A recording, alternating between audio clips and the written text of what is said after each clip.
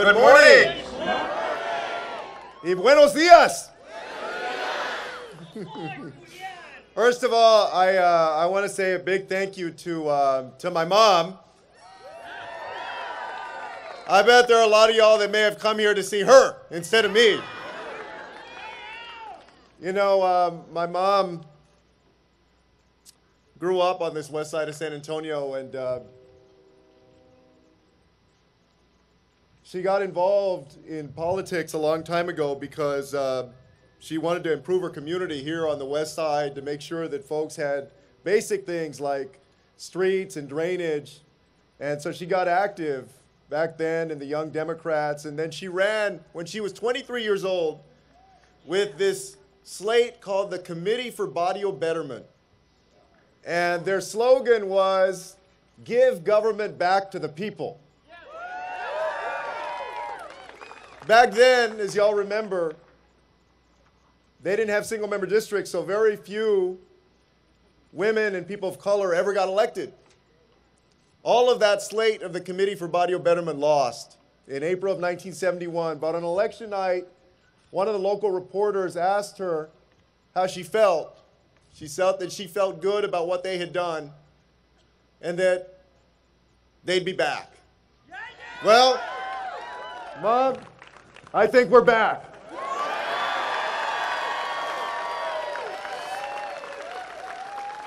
You know, so many journeys for me and for my family have started right here. And today we begin another one. In this journey, I am so lucky to have an incredible partner in my wife, Erica. And a wonderful inspiration in our daughter, who many of y'all know, Karina. And in our little one, Christian. So I want to thank each and every one of you as well for being here today and joining us. What a great crowd we got out here.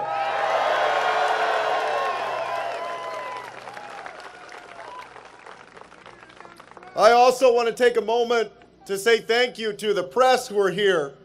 You know, there was a time when Joaquin and I thought we were going to go into journalism. And so I know that the press work hard and that they are the friend of the truth in this country. Thank you very much for being here. So this is a special place for all of us, this west side of San Antonio. This is the place where my grandmother Victoria came in 1922 when she immigrated from Mexico as a 7-year-old orphan. It's where she grew up, where she worked hard for years as a maid, a cook, and a babysitter while raising my mom as a single parent. It's where my mother became an activist, working to improve the quality of life for her own community. It's where my brother, Joaquin, and I were raised by my mom, where we went to school. We were baptized just over there at the Guadalupe Church. We got a great public school education just a few blocks away, and I had the honor of serving these neighborhoods as mayor of San Antonio for 5 years.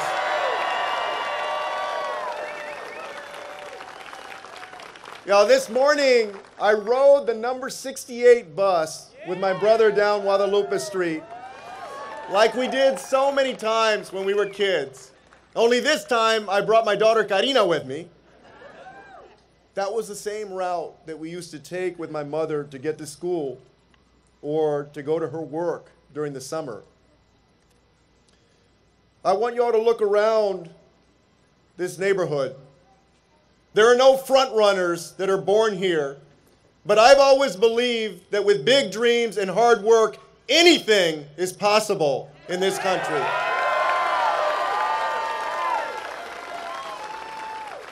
This community is a community like so many others across the nation, a community of good people, of humble people, people who go to work early and stay late, oftentimes at more than one job, so they can provide for their family.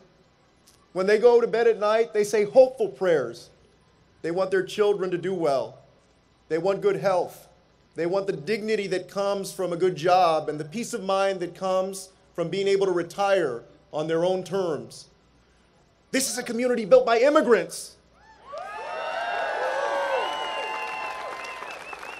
Families from Mexico, but also families from Germany and from other countries. It's a community also built by Native Americans.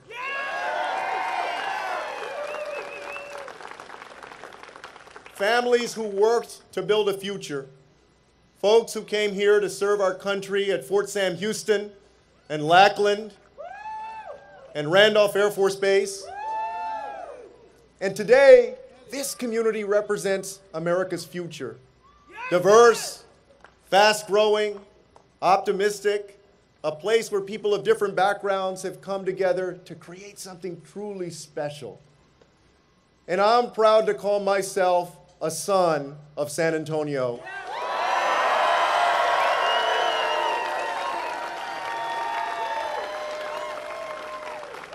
You know, 6 years ago, I had the honor of standing before the Democratic National Convention. I said then that the American dream is not a sprint or even a marathon, but a relay.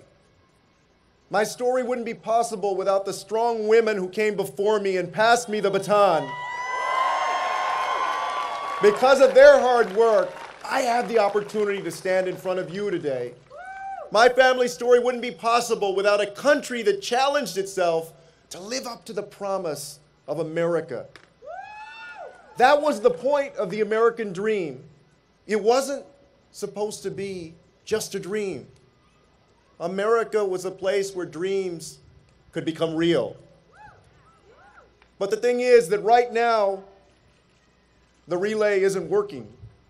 Today, we're falling backwards instead of moving forward. And the opportunities that made America the America that we love, those opportunities are reaching fewer and fewer people. Today, we're at risk of dropping that baton. And that's why we're all here this morning, because we're going to make sure that the promise of America is available to everyone in this 21st century.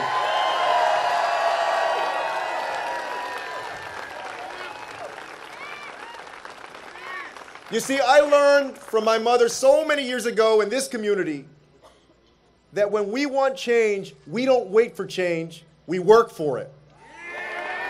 When my grandmother got here almost 100 years ago, I'm sure that she never could have imagined that just 2 generations later, one of her grandsons would be serving as a member of the United States Congress, and the other would be standing with you here today to say these words: I am a candidate for President of the United States of America.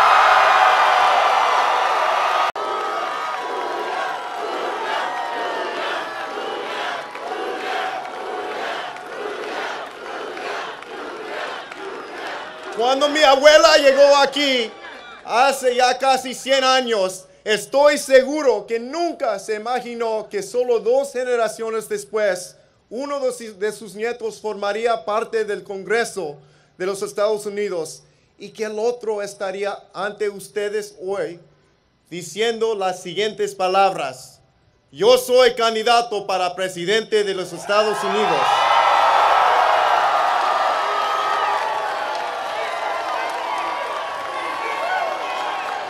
I'm running for president because it's time for new leadership, because it's time for new energy, and it's time for a new commitment to make sure that the opportunities that I've had are available to every American. In the years to come, we must go forward as one nation, working toward one destiny, and that destiny is to be the smartest, the healthiest, the fairest, and the most prosperous nation on earth.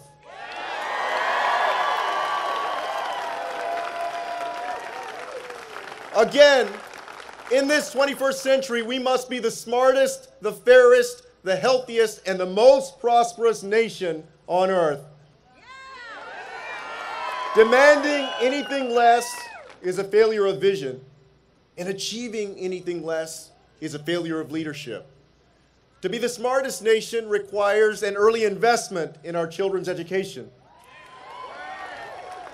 As mayor, I challenged the voters to raise the sales tax to expand high-quality full-day pre-K for thousands of San Antonio 4-year-olds. At the time, some said that it was unrealistic, even impossible. Education wasn't my job, they said. And by the way, who's going to vote for a sales tax increase in the state of Texas? But the future of this community was my job. So I put my faith in the people. We called our initiative Pre-K for SA. And we brought together business leaders with educators, with parents and students to make the case. And in November of 2012, the voters of this city said, yes, we believe in investing in early childhood education. So that next fall, I found myself standing outside a Pre-K for SA Early Childhood Center as the first group of young students arrived for their very first day of school. They had their little backpacks on. A lot of them were excited. Some of them were crying. Truth be told, more of the parents were crying than the students.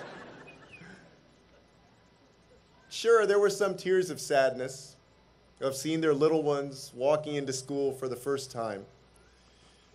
But there were also tears of joy. The joy of knowing that a great pre-kindergarten education was the first step on the road to a brighter future. Yeah! Today, we live in a world in which brain power is the new currency of success. Yeah! If we want to compete, and we better, we need everybody's talent. We don't have a single person to waste. Everybody counts in this country. Here in San Antonio, I made Pre-K for SA happen. As president, I'll make Pre-K for the USA happen.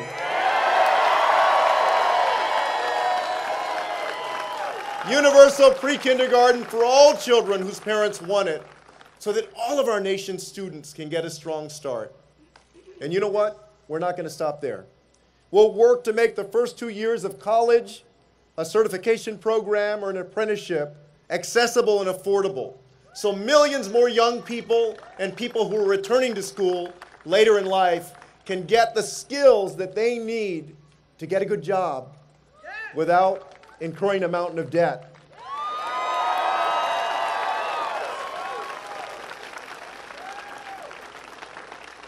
Now, to be the healthiest nation, we need a better healthcare system in this country.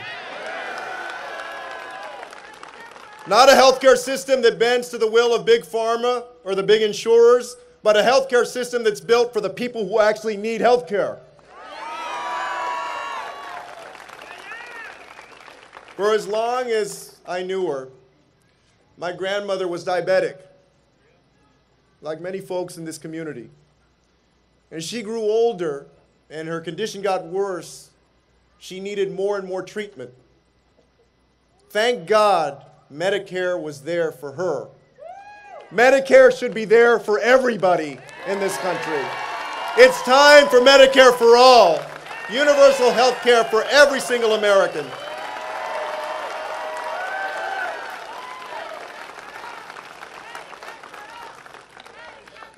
To be the fairest nation, we have to reform and reimagine our justice system. All over this nation, for far too many people of color, any interaction with the police can become fatal. If police in Charleston can arrest Dylan Roof after he murdered 9 people worshiping at Bible study without hurting him, then don't tell me that Michael Brown and Tamir Rice and Ayanna Jones and Eric Garner and Jason Perro and Stephon Clark and Sandra Bland shouldn't still be alive today.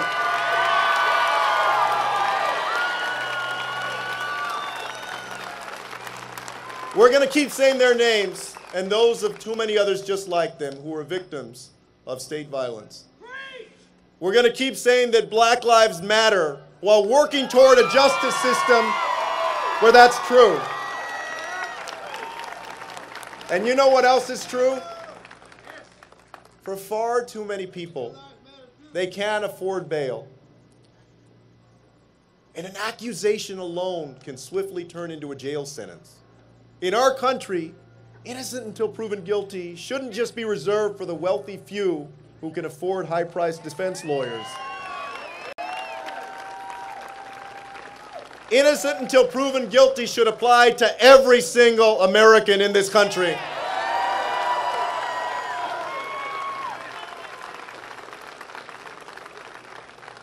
We must also reform our immigration system so that keeping families together instead of tearing them apart is our policy. Just a couple of days ago, President Trump visited McAllen, Texas, just south of here, after he'd claimed that we're facing an invasion at the border. The president called it a national security crisis. Well, there is a crisis today. It's a crisis of leadership. Donald Trump has failed to uphold the values of our great nation. Yes, there are serious issues that need to be addressed in our broken immigration system, but seeking asylum is a legal right. And the cruel policies of this administration are doing real harm and damage. One of the things that I remember most about my grandmother is how she would talk to Joaquin and me about how she came to this country as a child separated from her dying mother. Even as a 70-year-old woman, when she remembered those moments, she would cry like the 7-year-old girl she was when it happened, because she never had a chance to say goodbye to her mom. Yeah, we have to have border security, but there's a smart and a humane way to do it. And there is no way in hell that caging babies is a smart or a good or a right way to do it.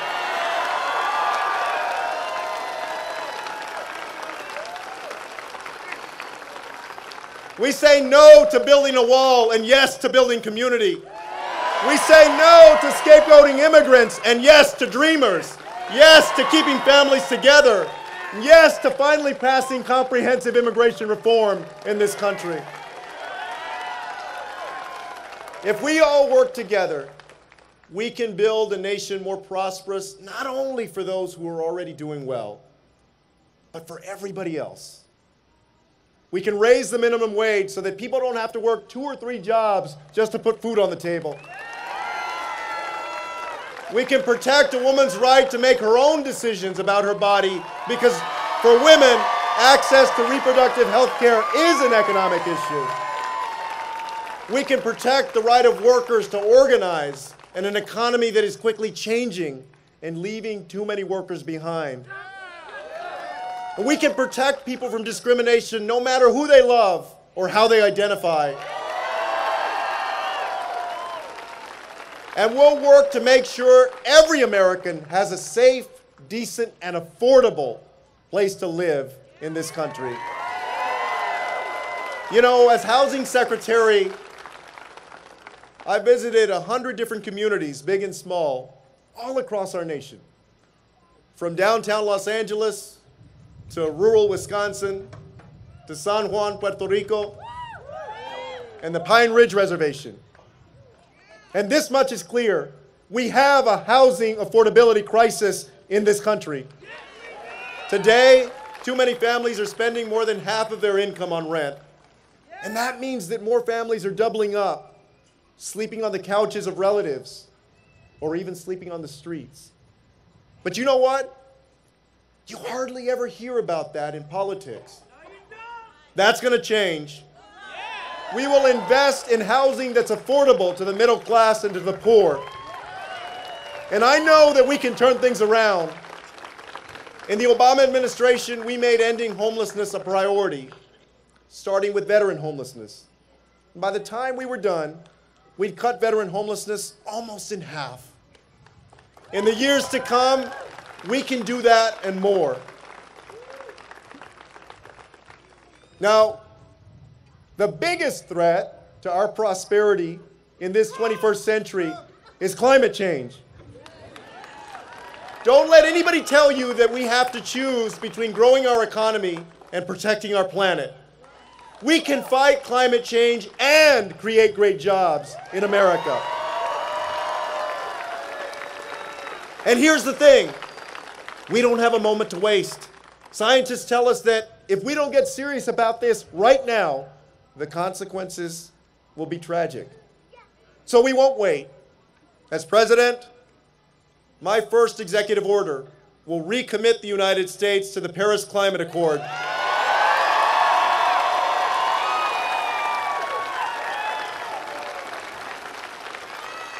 We're going to say no to subsidizing big oil and say yes to passing a Green New Deal.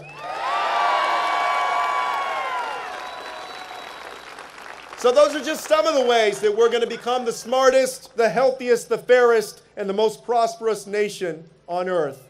It is a blueprint for 21st century opportunity.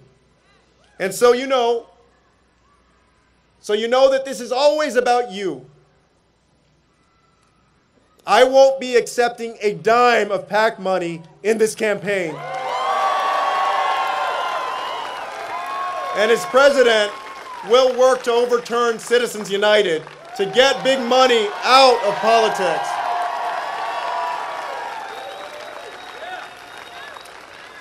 So that's why I'm running, and that's what I'm running for. Now, I'm going to have a lot more to say in the coming days and weeks about my plans. But throughout our nation's history, even in its darkest days, there have always been patriots who came together to do the hard work that it took to get us closer to our nation's ideals. Those who fought to abolish slavery, suffragists who marched and organized for a woman's right to vote, a generation that sat in at lunch counters and marched across the Edmund Pettus Bridge, the activists at Stonewall, those who inspired a generation that is marching for our lives today, people who challenged us to continue to perfect our union. You and I, we stand on their shoulders, generations of men and women who made beds and made sacrifices, who fought in wars and fought discrimination, who picked crops and also stood in picket lines. They didn't wait. They made our nation what it is today. And now it's our turn to take that baton and to make our nation better than it's ever been before.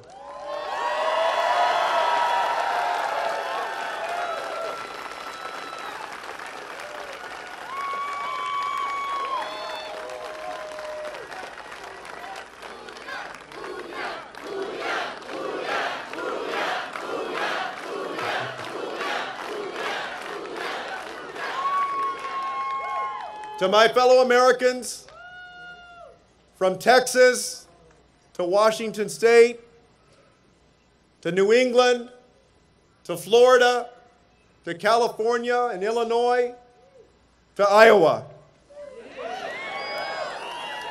and to our fellow Americans in Puerto Rico, I'm asking you to join me. You give me your support, and I give you my word.